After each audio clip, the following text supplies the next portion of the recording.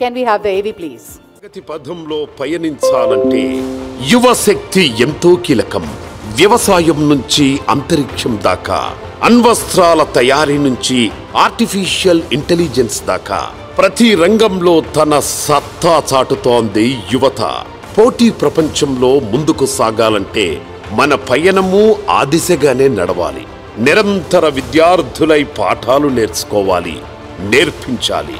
Youth leader MP Shri Bharat Mathukumilli గారిని తమ అభిప్రాయాలను వ్యక్తపరిచేందుకు వేదికపైకి ఆహ్వానిస్తోంది way two news conclave. May I request all of you to please be seated? దయచేసి అందరినీ కూర్చోవలసిందిగా రిక్వెస్ట్ చేస్తున్నాం. యువతకు కావాల్సిన అంశాలు కొన్ని లోతుగా ఆలోచిద్దాం. మొట్టమొదటి మీరు యువతరానికి చెందినటువంటి రాజకీయవేత్త. చాలామంది యువతకి రాజకీయంలోకి వెళ్ళాలి, దేశానికి మంచి చేయాలని కోరుకుంటుంది. అలాంటి వాళ్ళం మీరంతా రాజకీయంలో పాలు పంచుకోండి, వదిలేయబోకండి, అసహించుకోబోకండి చెప్తుంటాం. మరి నిజానికి ఈవేళ మన తెలుగునాట రాజకీయం చూస్తే 2 రాష్ట్రాలు కానీ, తమిళనాడు కానీ, కర్ణాటక కానీ 25-30 కోట్లు ఖర్చు పెట్టకపోతే మీకు అసెంబ్లీకి పోటీకి సాధ్యం కాదు. దట్స్ ద జనరల్ టాక్ అండి. ఎక్కడికి వెళ్ళినా సరే మరి అందరూ వింటున్నది అదే. కొన్ని చోట్ల 40-50 కోట్లు అవుతుంది అంటున్నారు. ఎంపీ అయితే 2-3 రెట్లు ఎక్కువ. రెండోది, ప్రతిభకి నిజంగా అవకాశం దొరుకుతున్న నమ్మకం లేదు చాలామందికి. ఈ నేపథ్యంలో ఏం చేయాలి? ఇప్పుడు నేను మిమ్మల్ని బోన్లో కూర్చోబెట్టలేదు, ఎందుకంటే ఈ సమస్య మన అందరిది. ఇది భారత్ సమస్య కాదు, ఒక పార్టీ సమస్య కాదు, ఈ దేశం సమస్య. మన అందరం ఒక రకంగా బాధితులం వ్యవస్థలో. ఎలాంటి మార్పుని తీసుకొస్తే మనకి ఈ రాజకీయాన్ని కాస్త ప్రజల ముందు ప్రతిష్టగా నిలబెట్టగలం మీ దృష్టిలో? I'll tell it in a different way అండి. ఇప్పుడు సంవత్సరం ఉన్నరకన్నా తక్కువ అవుతుంది గవర్నమెంట్ వచ్చి, అండ్ దెన్ పార్టీ పొజిషన్స్ నింపాలి. కొన్ని ఇంపార్టెంట్ ఏరియాస్లో ఇంటర్నల్గా లీడర్షిప్ కోసం ఎతుకుతుంటే those who satisfy all the criteria, age, gender, caste, ఇంటర్నల్గా కూడా కాంపిటెంట్ క్యాండిడేట్స్ అనుకున్నంత మంది దొరకట్లేదు. సో వన్ సైడ్ బయట ఉన్న వాళ్ళకి ఏంటి అంటే ఇంత డబ్బులు ఖర్చు పెట్టాలి, అవకాశం రాదు, ఎంత అంబిగ్యూస్గా ఉంటుంది, వెళ్తే సంవత్సరం పడుతుందా 20 సంవత్సరాలు పడుతుందా అవకాశం రావడం అనేది తెలియదు అనేది అటువైపు. ఇటువైపు ఏంటి అంటే పొలిటికల్ పార్టీస్కి టాలెంట్ ప్రాబ్లం కూడా ఉంది ప్రతి దాంట్లో. One idea that I have been contemplating is, మాకు ఇంకో 6-7 monthsలో local body elections, corporation elections వస్తున్నాయి. We have currently 98 wards. కొన్ని ఏరియాస్ కలిస్తే that may go a little bit over 100. I can with confidence say that between 5 to 10 wards overall parliament లో మాకు high quality leadership ఇవాళ అందుబాటులో లేదు అని నా అభిప్రాయం. ఆ 5 to 10 వార్డ్స్లో why don't we give a open call to youth and what is the criteria they last. ఇప్పుడు కార్పొరేటర్ అనేది you are covering voters of 20-25,000 people each ward. So will say that you need to be educated, you need to be able to sustain yourself post elections also, but we don't expect that you spend money on these elections or anything like that, and let's see how many people will come. Ippudu vallu nizanga if we are able to get, that becomes a pipeline. And what I believe is a political party should provide umbrella or shelter to good candidates. You may not be able to find all good candidates who satisfy all, honest undali, ఇది ఉండాలి, అది ఉండాలి అని, but కొందరిని ఒక 5-10% అట్లాంటి వాళ్ళని కాపాడుకోగలిగితే that becomes role models for others. For example మేము గ్రాడ్యుయేట్ ఎమ్మెల్సీ ఎలక్షన్ బిఫోర్ 2024 కూడా లాస్ట్ మినిట్లో ఒక అవుట్ సైడర్ని తీసుకొచ్చాం. ఈ వాజ్ అ టీచర్, విఆర్ఎస్ పెట్టుకుని మా దగ్గర డిగ్రీ కాలేజ్లో ఉన్న లెక్చరర్ జాయిన్ అయ్యారు. అండ్ ఆయన చాలా ఆనెస్ట్ మనిషి, వేపాటి చిరంజీరావు గారు అని. సార్ నేనేమి డబ్బులు ఖర్చు పెట్టను, ఓటుకి డబ్బులు ఇవ్వను, నేను ఇట్లాగే పోతాను అని. And he won with a huge majority, 17% vote share, because graduates are a little bit slightly more intellectual class and they responded to the quality of the candidate. So every constituency, every category of elections atla untadini nenu cheppalenu gaani that gave us hope that manchi abhyardhi unte dabbu okate avasaram kaadu, mancholu unna cheyochu ani. But how do you do it at scale is the problem. So ee corporate elections, if you are able to bring some youth, 5-6 people who don't have to pay a price and then become corrupt in the system, then that becomes the future hope of the party. 5 years from now, 10 years from now, they may become future MLA candidates. So that is the thinking. మీ ఆలోచన సరైనది, ఎందుకంటే local politics నుంచి leadership రావాలి. ఇప్పుడు చాలామంది మన వాళ్ళు ఇక్కడ అమెరికా వెళ్ళిన వాళ్ళు ఉంటారు, బంధువులు ఉంటారు, మిత్రులు ఉంటారు, ఇతర దేశాలకు వెళ్ళిన ఉంటారు. ఆ దేశాల్లో పొలిటికల్ ఎంగేజ్మెంట్ ఎప్పుడు స్థానికంగా ప్రారంభమవుతుంది. నిజంగా రియల్ గవర్నమెంట్ ఎప్పుడు స్థానికంగా ఉంటుంది. అంతా ప్రెసిడెంట్ ట్రంప్ను గురించి మనం ఎక్కువ మాట్లాడచ్చు, లేకపోతే ఒక గవర్నర్ గురించి మాట్లాడచ్చు, but most politics is local. చివరికి చైనా లాంటి దేశంలో కూడా, నియంతృత్వ దేశం అయినా కూడా, గవర్నమెంట్ ఎక్స్పెండిచర్లో 51% లోకల్గా ఉంటుంది, హైయెస్ట్ ఇన్ ద వరల్డ్. ఒక పక్కన కమ్యూనిస్ట్ పార్టీ నియంతృత్వం ఉన్నా కూడా మనం ఏం చేసాం, లోకల్ గవర్నమెంట్స్ నిర్వీర్యం చేసాం. ఇప్పుడు మీరు 10 మంది మంచి వాళ్ళని పెడతారు, వాళ్ళు నెగ్గారు అనుకుందాం. రేపటి నుంచి మిమ్మల్ని అడగబోయేది, భరత్ గారు అసలు మేము ఏం చేయాలో అర్థం కావట్లేదు, మాకు చిన్న పని చేయడానికి కూడా లేదు, ఎందుకు వచ్చామో తెలియటం లేదు, జనం తిడుతున్నారని చెప్పంటారు. రెండోది, పార్టీ లోపల ఇప్పుడు మీలాంటి వాళ్ళు పూనుకుంటే కొంత అవకాశం దొరుకుతుంది. ఇంటర్నల్ డెమోక్రసీ లేదు. ఎవరు పెరుగుతారని చెప్పన్నది వాళ్ళ ప్రతిభని బట్టో ప్రజల్లో ఆదరణ బట్టో కాకుండా వేరే ఫ్యాక్టర్స్ని బట్టి వస్తున్నారు. ఈ రెండు ఉన్నంతకాలం యువతకి ఖాయంగా మాకు నాయకత్వంలో అవకాశం వస్తుందని నమ్మకం లేదు, మంచి వాళ్ళు ఎదిగే అవకాశం లేదు. ఈ రెంటిని ఎట్లా మార్చాలి? ముఖ్యంగా లోకల్ గవర్నమెంట్స్ని ఎట్లా మనం స్ట్రెంథెన్ చేయాలి? ఎందుకని జరగటం లేదు? No, absolutely అండి.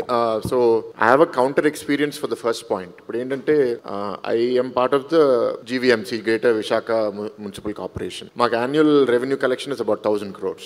Budget is about 4,000 crores. MP lads 2012లో ఒక్కొక్క ఎంపీకి 5 కోట్లు చేశారు. 13 సంవత్సరాలు కూడా ఇప్పుడు 5 కోట్లే. 7 నియోజకవర్గాల్లో 5 కోట్లు అంటే నియోజకవర్గానికి 70 లక్షలు. 70 లక్షలు అంటే ఒక కమ్యూనిటీ భవనంలో ఒక ఫ్లోర్ వేస్తే 30 లక్షలు అయిపోతుంది. So our impact about that 5 crores is very limited. On the counter side ఇప్పుడు కార్పొరేటర్లు ఇప్పుడు కౌన్సిల్లో మొన్న అవిశ్వాస తీర్మానం చేసిన తర్వాత కూటమి ప్రభుత్వం మేయర్ వచ్చారు. ఇప్పుడు ఇంటర్నల్ వర్కింగ్స్ ఆఫ్ కౌన్సిల్ చూస్తున్నాను విద్ ఇన్ ద కార్పొరేషన్. ఒక్కొక్క కార్పొరేటర్ ఇవాళ 2 నుంచి 6 కోట్లు 10 కోట్ల వర్క్స్ వాళ్ళ వార్డ్ లో కార్పొరేషన్ బడ్జెట్ డబ్బులతో చేస్తున్నారు. But my problem is alternate. They are able to spend much more money than even an MLA or MP is able to spend directly. Because ఒక నియోజకవర్గంలో 15-20 వార్డులు, ఒక్కొక్క వార్డులో వాళ్ళు 3 నుంచి 6 కోట్లు కార్పొరేషన్ లో మేయర్ మీద కమిషనర్ మీద ఒత్తిడి పెట్టి they are deserving works. But everybody is thinking only at the ward level, then we're missing out on the picture of the city. What do I mean by that? ఇవాళ we're thinking of a smart traffic solution for the entire city where we want to integrate all traffic lights, put speed cameras so that traffic enforcement is no longer the job of traffic constables or traffic CIs. It's going to be taken care of by an AI driven system. Cops will only be regulators. Enforcement will be done by the system. That entire system for the city మేము estimate చేస్తే 150 crores అవుతుంది. అది అయితే entire behaviour of the city మారిపోతుంది. Over night time speeding తగ్గిపోతుంది, death తగ్గిపోతుంది, వాండలిజం తగ్గిపోతుంది, illegal parking తగ్గిపోతుంది, స్పీడ్ బ్రేకర్లు అన్నీ మేము ఎరగొట్టేయచ్చు. నేను కౌంట్ చేశాను, మా ఇంటి నుంచి నేను గీతం యూనివర్సిటీకి వెళ్ళాలంటే 22 స్పీడ్ బ్రేకర్స్ని దాటి వెళ్ళాలి. it's a severe health hazard. So my challenge is corporators ప్రతి ఒక్కరు 2, 3, 4 కోట్లు ఒక్కొక్కరు తీసేసుకుంటే there isn't any money to do macro strategy projects because all of us are dependent on the same pool of money. So to that extent, because మేము ఒక financially strong corporation కాబట్టి local governance is actually stronger than governance that I am able to do as a member of parliament. But సర్పంచ్లకి పంచాయతీలకి వెళ్ళినప్పుడు I understand that అక్కడ they don't have these kinds of resources, and Vizag is the richest in the entire state కాబట్టి our problem is to the contrary. The second point is system lo evaru competent people ni paiki ranevaru because internal democracy unte it's a threat to them. This is largely true andi. This is largely true in most environments that I have seen. Kondaru leaders who if they come without insecurity, for example maaku 16 mandi MPs Telugudesam party lo unnaru. About 8 of them are under the age of 45 or under the age of 50, deemed to be as youth, have not paid a significant price to enter into that role. అంటే వాళ్ళ సిస్టంలో ఒక 10-15 ఏళ్ళు నలిగిపోయి పాడైపోయి అట్లా కాకుండా fresh ఆలోచనతో ఎక్కువ మంది వచ్చారు. వాళ్ళ స్టైల్ ఆఫ్ పాలిటిక్స్ ని చూస్తుంటే కొంచెం డిఫరెంట్ గా ఉంది. In fact we have one of our MPs here, I don't know if he still here, Daggumalla Prasad garu. He also was a IRS officer and he took VRS and has come. They are not driven by insecure selfish agenda. వాళ్ళు ఏంటి అంటే they want to help the system grow. అందరు అట్లా ఉన్నారా అంటే నేను చెప్పలేను, కానీ కొందరు ఉన్నారు. So what is the role of the party? To identify such people, put them in positions of influence, position of power, so that they under them will develop some kind of a meritocracy. This cannot be done overnight, and entire system lo 175 mandi MLAలు 25 mandi MPలు అందరూ ఆ calibre people దొరకడం కూడా easy కాదు. But there little bit of hope అండి. For example ఇప్పుడు మా దగ్గర 7 నియోజకవర్గాల్లో ఒక నియోజకవర్గంలో we don't have a Telugu Desam party incharge for the MLA con. So temporarily I am performing that duty, and internal party committees పెట్టాలి, ఎవరు వార్డు ప్రెసిడెంట్, ఎవరు secretary etcetera. We did it in a transparent way. మొన్నే meeting జరిగింది, అందరు 17 వార్డులకు సంబంధించిన ఒక 40 నాయకులను పిలిచి ఇక్కడ మీరు ఫెయిల్ అయ్యారు, ఈ కారణం వల్ల ఇక్కడ మార్చుతున్నాము అంటే they did not experience this kind of a thing in the last 3-4 internal party elections where ఇంత ట్రాన్స్పరెంట్ గా వాళ్ళకి ఎందుకు ఇవ్వట్లేదు, ఎందుకు ఇస్తున్నామని ఇచ్చేసాను. So I take it as okay, if I do it maybe I will inspire somebody else to do it and do it. By and large I have found where the MLA is very much in touch with the people. ఎంతో కొంత they build a good team. When the MLA is not in touch with the people, has an ulterior motive, it goes in the wrong direction, and మీరు అన్నట్టు ఈ suppressing tactics ఎక్కువ అవుతాయి. ఇందాక మీరు first point మాట్లాడుతూ సమన్వయం చేయాలంటే కోఆర్డినేషన్ ఫంక్షన్స్ కానీ లేకపోతే కొన్ని ఓవరాల్ సిటీ ప్లానింగ్ కానీ దానికి డబ్బులు సరిపోవని ఐ అగ్రీ విత్ యూ. అంతా అక్కర్లే. 1000 కోట్లు బడ్జెట్ ఉంటే 100 కోట్లు కేటాయించిన 10% వాటి కమిటీలకే కాన్స్టిట్యూషన్లో స్పేస్ ఉన్నది 243W అని చెప్పి. ఇప్పుడు చాలా ఫంక్షన్స్ లోకల్గానే ఇంటి ఎదురుగా పాట్ హోల్స్ ఉన్నాయి, లేకపోతే ఇక్కడ లోకల్గా డ్రైన్ సరిగ్గా పనిచేయడం లేదు, ఇక్కడ పార్క్ సమస్య ఉన్నది, ఇవన్నీ లోకల్ సమస్య. ఆ ₹1 ఇచ్చే వార్డు కమిటీ జెన్యున్గా ప్రతి రెండు పోలింగ్ బూత్లకు ఒకళ్ళు ఎన్నుకుని ఏర్పాటు చేసి ఆడమగా మీరే నిర్ణయం చేసుకోండి అని చెప్పని చేశారనుకోండి, చాలా సాటిస్ఫాక్షన్ వస్తుంది. It's happening now. No, each ward is taking 2 to 6 crores for all these kinds of works. మీరు చెప్పినయే లోకల్ ఫంక్షన్స్ కి ఇస్తున్నారా? Only local, purely local. వాళ్ళు ఏంటంటే పాట్ హోల్స్, డ్రైన్స్, వాల్స్ వాటికి తీసుకుంటున్నారు డబ్బులు. So I'm saying that Vizag is anomaly. Vizag is not, I cannot say that every parliament. I'm very pleasantly surprised. నాకు తెలియదు నిజంగా. కౌంటర్ ప్రాబ్లం ఏంటంటే they are demanding and getting more money than MPs getting. Okay, so it's going well.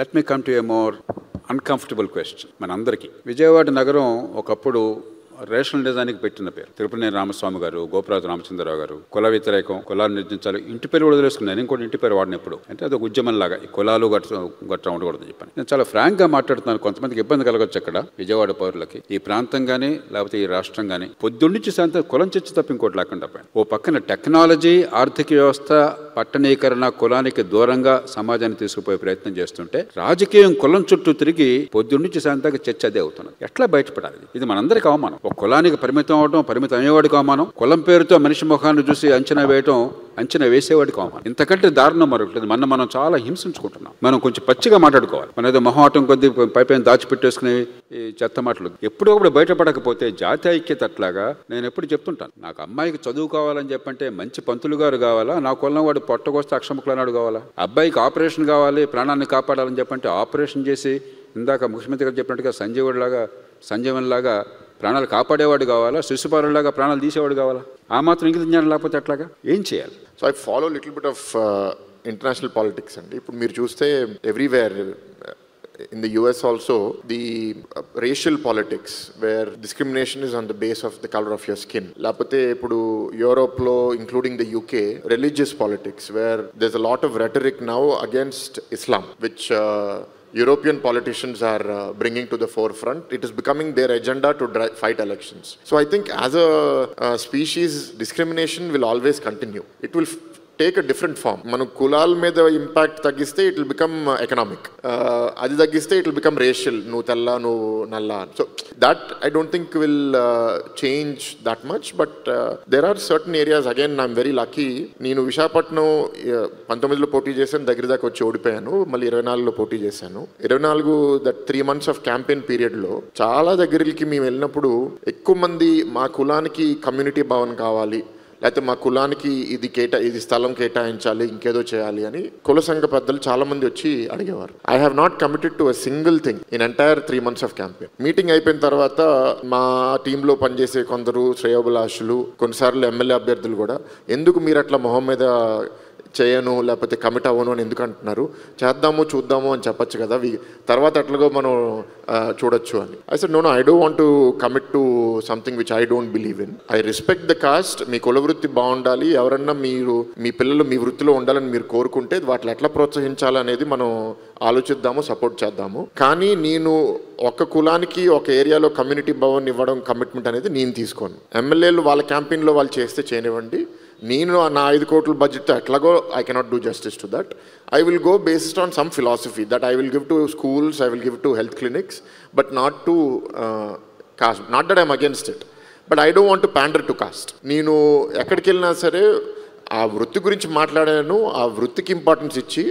ఇప్పుడు నేను రాజకీయం చేస్తుంటే నా కులం ఈ కమ్మ కాదు, ఇట్ ఈస్ రాజకీయానికి ఒక కులం పేరు రావాలి ఇప్పుడు. Because my grand father is a politician, I have become a politician, nothing to do with what erstwhile caste used to be. It worked in Vizag. People have accepted that rhetoric where I am not pandering to any caste, and they gave me a good majority. And ఇప్పుడు కూడా నేను అట్లాగే మాట్లాడుతున్నానండి. అక్కడికి వెళ్ళినా సరే I am not discriminating against anybody, but I am not slave to that agenda also.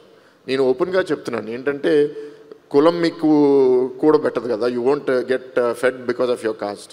మీ పిల్లలకి మంచి చదువు రావాలి, ఉద్యోగ అవకాశాలు రావాలి, అవి ఉంటేనే మీ భవిష్యత్తు బాగుంటుంది. ఉద్యోగాలు కావాలా వద్దా మీరు చేతులు ఎత్తుందంటే 90% అందరూ చేతులు ఎత్తుతారు. సో వైజాగ్లో లక్కీగా ఏంటంటే ఇట్స్ అ మెల్టింగ్ పాట్. అన్ని ప్రాంతాల నుంచి అక్కడ ఉద్యోగ అవకాశాల కోసం అందరు వచ్చారు. So no one community or no one caste is dominant. దానివల్ల ఈ డామినెన్స్ పాలిటిక్స్ అనేది అక్కడ లేదు. అందరూ ఉన్నారు కాబట్టి, including north Indians, neighbouring states నుంచి వచ్చిన వాళ్ళు, there is more harmony, there is social harmony and cost wise identification, discrimination తక్కువ. అది ద సేమ్ థింగ్ విజయవాడలో అట్లా ఉందా అంటే నేను చెప్పలేను, అది విశాఖపట్నంలో అట్లా ఉంది. So I'm lucky that I'm in such a place. అది ఇంకా స్ప్రెడ్ అవ్వాలి. అందుకే నేను ఎక్కడికి వెళ్ళినా సరే I try to take a different stands on talking, because it's about role models అండి. ఇప్పుడు నాకు అవకాశం ఇచ్చారు ఇప్పుడు ఒక ఎంపీగా ఉండడానికి. అవకాశం ఇచ్చినప్పుడు నేను ఎట్లా మాట్లాడతాను, వాట్ కైండ్ ఆఫ్ థింగ్స్. ఇప్పుడు నా పర్సనల్ బెనిఫిట్ కోసం నేను కాస్ట్ని స్టోక్ చేయడం మొదలుపెట్టాను అనుకోండి, then I'm following prey which I see other politicians doing. వాళ్ళకి నచ్చంది రాకపోతే వాళ్ళు ఏంటంటే ఎట్లాగో వాళ్ళ caste, particularly if they belong to a caste with high numbers, ఎట్లా కాస్ట్ని ఇన్స్టిగేట్ చేసి I should use that as a blackmailing technique అని కొందరు ఉన్నారు. I cannot say no to that, but we have to counter it, you have to work on it. Vijayawada వారంతా గమనించాలి, విశాఖలో పెద్దగా కులతత్వం లేదు, ఇక్కడ ఉందని చెప్తున్నారు. ఖచ్చితంగా మనం ఆయన బ్లేమ్ చేయడం కాదు, మనం నిజాయితీగా ఎదుర్కోవాలి. ఒకప్పుడు చాలా ఆధునిక భావాలకి, సంప్రదాయం నుంచి బయటపడడానికి ఇది ఈ కేంద్రంగా ఉండింది. మళ్ళీ వెనక్కి వెళ్ళకూడదు. మీరు మంచి విద్యా సంస్థ నడుపుతున్నారు, గీతం యూనివర్సిటీ. 20 ఏళ్ల క్రితం ఒక ఉన్నత స్థాయి బృందంలో భాగంగా నేను చైనా వెళ్ళాను. అప్పటికే చైనాలో అభివృద్ధి చాలా స్పష్టంగా కొట్టొచ్చంటూ కనిపించింది, అసలు అచ్చరు కలిగట్టుగా. కానీ వాళ్ళకి ఆనాడు మన ఉన్నత విద్య మీద చాలా భ్రమలు ఉన్నాయి. మన ఐఐటీలు, ఐఐఎంలు చూసి మీ దేశంలో ఉన్నత విద్య బ్రహ్మాండంగా ఉంటుంది, మాకు బాగోలేదని చెప్పి పోయారు. మన దేశం పరువు తీలాక ఇతర దేశాల్లో మౌనంగా విన్నాం మేము. 20 ఏళ్లలో చైనా అద్భుత ఫలితాలు సాధించింది ఉన్నత విద్యలో. ఇవాళ ప్రపంచ స్థాయి యూనివర్సిటీలు అమెరికా ధీటుగా ఉన్నది చైనాలోనే. R&D కానీ, పేటెంట్స్ కానీ, పేపర్ సైటేషన్స్ కానీ, యూనివర్సిటీ ర్యాంకింగ్స్ కానీ. మనకు కొన్ని మీలాంటి వాళ్ళు ప్రయత్నం చేస్తున్నా కూడా పాఠశాల విద్య అధ్వాన్నంగా ఉంది. ఈ మధ్య గణాంకాలు చూస్తే 14-16 సంవత్సరాల మధ్య ఆంధ్రప్రదేశ్లోనే చూస్తే 100కి 40 మంది, 45 మంది పిల్లలకి 14-16 సంవత్సరాలు, 10వ తరగతి స్థాయిలో పిల్లలు రాత్రి 9 గంటలకు పడుకునే, పొద్దున 5 గంటలకు లేచావా, ఎన్ని గంటలకు పడుకున్నావంటే చెప్పలేకపోతున్నారు. నిజమైన అంకెలి, ఊరికే కళ్ళబొల్లి మాటలు కాదు, నిజమైనటువంటి సర్వేలు.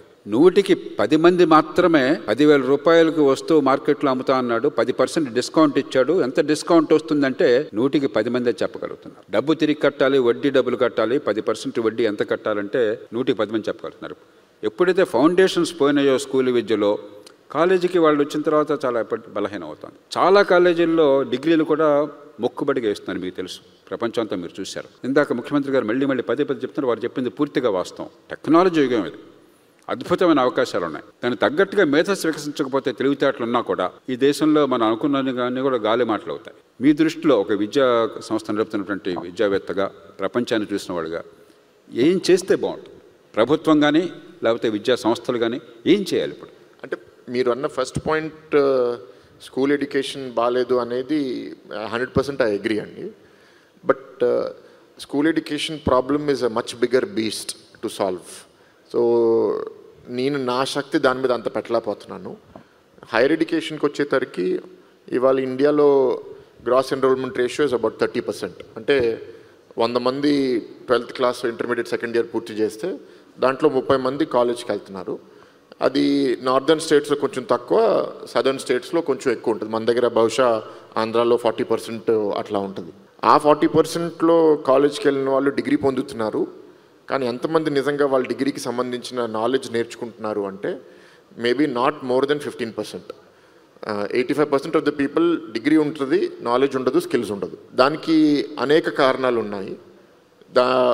One is over aspiration, over education without true skilling. అంటే పాలిటెక్నిక్లో, ఐటీఐలో ఇవాళ స్కిల్ డెవలప్మెంట్ నీడ్స్ సమాజంలో చాలా ఉన్నాయి. కానీ అందరికీ నాకు ఇంజనీరింగ్ డిగ్రీ అందుబాటులో వచ్చేసింది, నేను స్కిల్లింగ్ ఎందుకు చేయాలి, ఫ్రీగా గవర్నమెంట్ డబ్బులు కడుతుంది, ఫ్రీగా వచ్చింది, ఎవరు దానికి they are not giving it the value that it needs. This is one side అండి. Government will face that problem. సరే, ఈ సిస్టమ్ మార్చడం కష్టము. How do we bring excellence? మీరు అన్నట్టు చైనాలో they have done 2 major projects. I think around 30 years ago they have project numbers ఉంటాయండి 987 అట్లా. వాళ్ళ ఒక దేశంలో ఉన్న 20-25 యూనివర్సిటీస్కి ఒక్కొక్కరికి ఇంచుమించు ఈక్వలెంట్స్ ఆఫ్ $1 billion కేటాయించి now you run you chase the world and you become the best university అని డబ్బులు ఇచ్చారు. ఆ ఫస్ట్ మోడల్లో కొన్ని ఫెయిలియర్స్ వీక్నెసెస్ ఉంటే ఫైన్ ట్యూన్ చేసి మళ్ళీ ఇంకో ప్రాజెక్ట్ స్టార్ట్ చేసి దాన్ని I think first time it was a bigger list of university, second time they made it smaller. వాళ్ళకి మళ్ళీ డబ్బులు ఇచ్చారు. నౌ ఇప్పుడు మీరు గ్లోబల్ టాప్ 100 ర్యాంకింగ్స్లో చూస్తే China almost has 10 universities in the global 100 rankings and they're doing an excellent job in R&D and for example now they're miniaturizing the nuclear battery. So అది కానీ నిజంగా వాళ్ళు సక్సెస్ అయితే a drone can go up and need not come down for 50 years. So imagine that level of technology advance. Definitely we are lagging behind in that. రెండు కేంద్ర ప్రభుత్వం రాష్ట్ర ప్రభుత్వం చేయాల్సింది ఏంటంటే ఒకటి బడ్జెట్ ఇవ్వాలి. అక్కడ ఆటోక్రసీ, ఇక్కడ డెమోక్రసీలో lot of budget goes towards welfare schemes. So money availability to invest in to infrastructure, in to education is limited. That is one side of the challenge in the democracy. The other is సరే డబ్బులు మనం అనుకున్న విధంగా ఇవ్వలేకపోతున్నాము, how do we deregulate? That is a serious problem. ఏంటంటే ఇవాళ deemed యూనివర్సిటీగా గీతం ఉన్నా సరే మేము రాష్ట్ర ప్రభుత్వం పరిధిలో లేము. డీమ్డ్ యూనివర్సిటీలో కండిషన్స్ కూడా they are not good enough, they need to change. అంటే they are being written by people who have a very regulative, అంటే వాళ్ళ సైడ్ ప్రాబ్లం మనం అర్థం చేసుకుంటే ఇవాళ 50,000 ఇన్స్టిట్యూషన్స్ భారతదేశంలో ఉన్నాయి, దాంట్లో 1,500 యూనివర్సిటీస్ ఉన్నాయి. వాళ్ళల్లో నిజాయితీగా నేను స్టూడెంట్కి వాల్యూ ప్రొవైడ్ చేయాలి, నాన్ ప్రాఫిట్గా నడపాలి as per the legal rule will not be more than 3-4% of the institutions. 96% of the institutions లీగల్గా non profit but in practice for profit. వాళ్ళు కిక్ బ్యాక్స్, డొనేషన్స్, సిస్టర్ కన్సర్న్స్తో అగ్రిమెంట్స్. సో దానివల్ల వాళ్ళ మీద view కూడా ఏంటంటే వీళ్ళందరూ దొంగల్ని మనం కంట్రోల్ చేయాలి, కంట్రోల్ చేయడానికి రెగ్యులేషన్ స్ట్రిక్ట్గా పెట్టాలి. So way do we break this cycle? Sometimes I question the regulators. Does a bad regulation create a bad institution, or does a bad institution create bad regulation? And this is a two-way problem. Overnight, ఇప్పుడు మనం దీన్ని మార్చలేము. One thing that I have been considering seriously is that a select group of institutions, in spite of these negative conditions, maybe 20, maybe 30 universities in the country, are shining in spite of bad regulation. వాళ్ళని identify చేసి మీరు వాళ్ళని డీరెగ్యులేట్ చేయండి. ఎట్లా మీకు చెప్తాను, మీకు example, very simple things, డబ్బుతో సంబంధం లేదు. మాకు ఇప్పుడు vice chancellor we can only give 2 terms. Suppose the vice chancellor is really good, this rule doesn't permit me to give 3rd term. Pro vice chancellor 65 age limit కన్నా recruit చేయడానికి లేదు అని పెట్టారు. Central institutions, AIIMS, IIM, IIT, వాళ్ళ retirement age 65. So 65కి వాళ్ళు retire అయ్యి ఇంకో 5 ఏళ్ళు వాళ్ళలో ఎనర్జీ ఉంటుంది సర్వ్ చేయడానికి. నేను వాళ్ళని ప్రో వైస్ ఛాన్సలర్గా ఇన్వైట్ చేయాలనుకుంటాను. The current rule does not permit it. So when a private university is willing to recruit somebody, why should you put an age limit? So these kind of prescriptive conditions, I have actually a detailed policy note that I'm working on. I will work with the central government. ఇది మనం implement చేస్తే ఏమవుతుందంటే these leading 30 universities which are good intentioned but slow will start accelerating. ఇప్పుడు మా దగ్గర 30,000 మంది students ఉన్నారు, మా మోడల్ బాగానే ఉంది. మేము ఒక 80,000 లక్ష స్టూడెంట్స్కి వెళ్ళామనుకోండి, many more students are getting value, and then the government starts noticing that they're able to demonstrate results once we remove constraints. Then why don't we try this same formula in some other case? It becomes scalable. Appudu quality improvement anedi automatic ga avutadi. I think they have the willingness to do. You have to present it in the right format. I want to go and be one of those people who drives this change. మీరు అన్నది పూర్తిగా వాస్తవం. Over regulation అనేది మనం చంపేస్తుంది. చాలా ఏళ్ల క్రితం 20 ఏళ్ళు అయింది అనుకుంటాను, 24 ఏళ్ళు అయింది. MITలో, హార్వర్డ్ పక్కనే బాస్టన్లో, అక్కడ నేను ఏదో సమావేశానికి వెళ్తే అక్కడ భారతీయ సంతతి ప్రొఫెసర్లు అంతా నా దగ్గరికి వచ్చారు. ఏమంటే రిటైర్మెంట్ ఏజ్కి వచ్చాం మేమంతా కూడా, పిల్లలు సెటిల్ అయిపోయారు, మళ్ళీ మన దేశానికి ఏమన్నా చేయాలని ఉంది.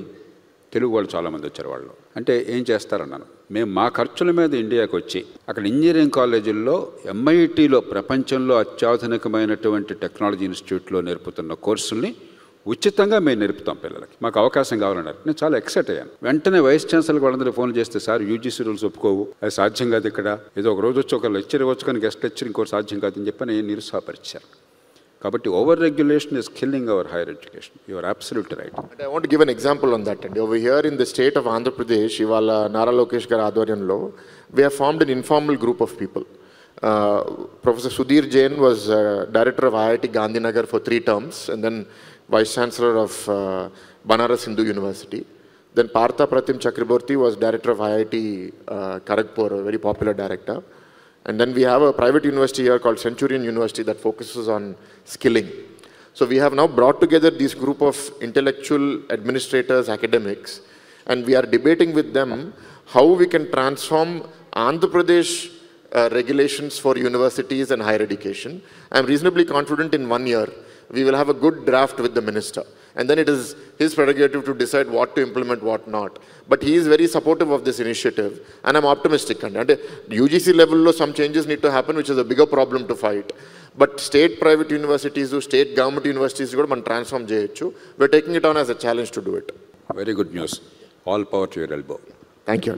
ఇందాక ముఖ్యమంత్రి గారు మాట్లాడుతున్నప్పుడు చంద్రబాబు గారి సంగతి మనకు తెలుసు. టెక్నాలజీ విషయం, కేఏ మోటార్స్ దగ్గర నుంచి క్వాంటమ్ కంప్యూటింగ్ దాకా ఇవన్నీ అవసరం. కానీ ఈ దేశంలో 185 మంది అసంఘటిత రంగంలో ఉన్నారు. రెక్కడితే కానీ డొక్కడని వాళ్ళు, నెల జీతం భద్రత లేని వాళ్ళు. 165 మంది ఇప్పటికి కూడా గ్రామాల్లో ఉన్నారు. G20 దేశాల్లో అతి ఎక్కువ గ్రామీణ వాతావరణంలో ఉన్నటువంటి జనాభా భారతదేశం. 35% పట్టణాల్లో ఉన్నది. కాబట్టి నగరాలు అవసరం. నేను పూర్తిగా సమర్థిస్తాను. అమరావతి కావచ్చు, హైదరాబాద్ కావచ్చు, మరొకటి కావచ్చు. దాంతోపాటు ఎక్కడికక్కడ చిన్న పట్టణాల్లో కనుక పరిశ్రమల్ని లో ఇన్కమ్, పెద్ద లో వేజెస్, పెద్ద స్కిల్స్ అవసరం లేని, ఉదాహరణకి మీ నియోజకవర్గం పక్కన ఉంటుంది, అనకాపల్లి నియోజకవర్గం ఉంటుంది, అచ్యుతాపురం ఉన్నది, బ్రాండెక్స్. 22,000 మంది మహిళలు చుట్టుపక్కల 600 గ్రామాల నుంచే పనిచేస్తున్నారు అక్కడ. వాళ్ళ జీవితాలు మారిపోయాయి. అట్లాగే అపాచీ కంపెనీ వాళ్ళు తడ దగ్గర ఈ ఫుట్వేర్ పెట్టారు. 12,000 మంది అక్కడ పనిచేస్తున్నారు. ఇంకో 3-4 మంది తీసుకోవడానికి సిద్ధంగా ఉన్నారు వాళ్ళు. అలాగే చిన్న గ్రామం కావూరు అని చెప్పిన గుంటూరు జిల్లా, ఇప్పుడు ఏ జిల్లానో మన తెలియదు, బాపట్ల జిల్లా ఉండొచ్చు, రేపల్లె ప్రాంతంలో. అక్కడ సాఫ్ట్వేర్ వారు 175 మందిని ఎంప్లాయ్ చేశారు. మొదట్లోనే మనూరుగా దాన్ని చేశారు. ఇప్పుడు లాభాలు ఎక్కువ ఉన్నాయి పట్టణాల కంటే.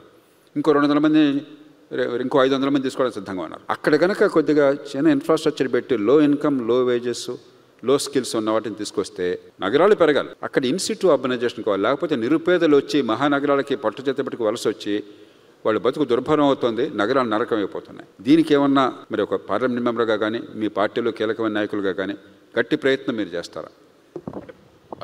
Again, I can't speak for the entire state, but మా దగ్గర in my parliament, Escota constituency lo around 1,000 acres lo we are bringing a MSME park by Jindal. And they're going to obviously MSME park ante every unit will be 1 acre, 2 acres, 5 acres. And we're estimating that akkada 40,000 udyogalu, mostly they'll be low to medium end. And there'll be ongoing skilling. We're putting up a skill development center there and convert all the neighboring villages into future employee base. ఎట్లాగైతే మీరు బ్రాండిక్స్ చెప్పారు. In fact మాకు ఇప్పుడు ఏంటంటే one of all leaders అక్కడ ఎస్కోట్లో 400 మంది మహిళలకి beautician, tailoring ఇవన్నీ ప్రోగ్రామ్స్ చేసి బ్రాండిక్స్లో ఇంటర్వ్యూ ఇప్పిస్తే వాళ్ళు ఉద్యోగం ఇచ్చారు. కానీ ఎస్కోట్ నుంచి అచ్యుతాపురం వెళ్ళడానికి డైలీ కమ్యూటు, వాళ్ళకి కాస్ట్, టైము కుదరక వాళ్ళు వెళ్ళలే. So what we realise is we need localised models. Like you said, not just about urban clusters, even rural cluster which is far away వాళ్ళు వెళ్ళకపోవచ్చు. సో మనం ప్రతి నియోజకవర్గంలో ఏదో ఒక ఎంప్లాయ్మెంట్ బేసు మీరు అన్నట్టు గ్రామీణ ప్రాంతంలో కూడా తయారు చేయాల్సిన అవసరం ఉంది. కొన్ని దగ్గరలో అంటే మా దగ్గర ఇది MSME పార్క్ వస్తే అక్కడ చుట్టుపక్కల ఒక 3 కాన్స్టిట్యున్సీస్కి మేజర్ ఇంపాక్ట్ వస్తుంది. అండ్ నా పార్లమెంట్లో out of 7, 5.5 are urban constituencies. Communication, travel is very easy. And ఇప్పుడు ఈ స్త్రీ శక్తి ప్రోగ్రామ్ పెట్టిన తర్వాత మహిళల transport, entering the work force కూడా it's going to become much more easier. But one big thing అండి, ఇప్పుడు ఫార్మల్ ఎడ్యుకేషన్ సిస్టమ్ ట్రాన్స్ఫార్మ్ చేసి results రావడానికి చాలా టైం పడుతుంది. So the big focus has to be on short term skill education and continuing education. అంటే the person maybe 25 years old, 30 years old, we have to mould them that 30 years కైనా మీరు నేర్చుకోవచ్చు. మీరు రండి, 3 నెలలు చేయండి ప్రోగ్రాము, 6 నెలలు చేయండి programme, at the end of this you'll get a job. And that should be the posturing that government should take అండి. ఎందుకంటే ఇప్పుడు మనకి 500 million, 50 crore people under the age of 25 in the country. Demographic dividend will become demographic disaster. If you don't educate them, you don't skill them. And by the time the system changes, వాళ్ళందరూ 20, 25, 30 years అయిపోతారు. So the model is now not on transforming schools, transforming colleges. As one side చేస్తాం, time పడుతుంది. But the other side is instant skilling. We need to create localized skilling models. అక్కడ ఆ డిస్ట్రిక్ట్లో needs ఏమున్నాయి, ఏ job రోల్స్కి needs ఉన్నాయి, ఆ job రోల్స్కి skilling పెట్టేసి 3 months, 6 months skill చేసి వాళ్ళకి జాబ్స్ ప్రొవైడ్ చేయగలగాలి. సో ప్యారలల్ స్ట్రాటజీతో వెళ్తే కానీ మనం సక్సెస్ఫుల్ అవ్వమండి. That's what we're planning to do. అందులో ఇప్పుడు పూర్వం లేని 30 ఏళ్ల క్రితం లేనిది ప్రతి ఊళ్ళో కరెంట్ ఉంది, దాదాపు రోజంతా వస్తుంది.